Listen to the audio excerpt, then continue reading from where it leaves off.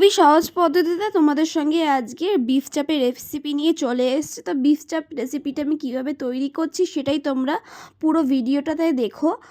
তো বিফ চাপ বানানোর জন্য প্রথমেই আমি বিফের বড় বড় পিস নিয়ে নিয়েছি। তো বাড়িতেই আমি এই পিসগুলোকে কেটেছি আর একটু হালকা করে থেঁতলে নিয়েছি। এরপর আমি এতে দিয়ে দিলাম পেঁয়াজ বাটা, আর দেব কাজু বাদাম, কাঁচা লঙ্কা আর চাল মগজটাকে ভালো করে বেটে আমি দিয়ে দিয়েছি। আর দিয়ে দিলাম 2 চামচ আদা রসুন বাটা। আর পরিমাণ মতো সব মশলাগুলো আমি দিয়ে দেব। প্রথমেই দিলাম মরিচ, জিরে গুঁড়ো, লঙ্কার গুঁড়ো, গোলমরিচের গুঁড়ো, মিট মশলা। তো আমি সমস্ত কিছু দিয়ে এবার নুন দেব। তারপর আমি দেব সাদা তেল।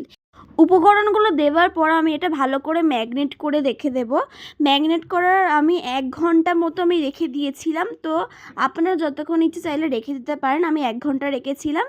এরপর আমি কড়াইতে সর্ষের তেল দিয়ে দিয়েছি। তারপর দিলাম এলাচ আর তেজপাতা আর এলাচটাকে একটু হালকা করে ভেজে নেবার পর আমি কোচানো পেঁয়াজ দিয়ে দিয়েছি। এটাকে ভেজে নেব। এবার যে মাংসটা আমি ম্যাগনেট করে রেখেছিলাম সেই মাংসগুলো আমি দিয়ে দিলাম।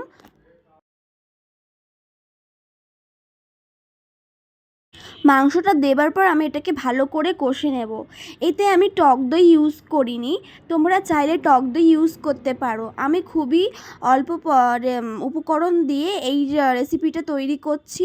তোমরা চাইলে এইভাবেই তৈরি করতে পারো আর এর সঙ্গে টক দইও অ্যাড করতে পারো।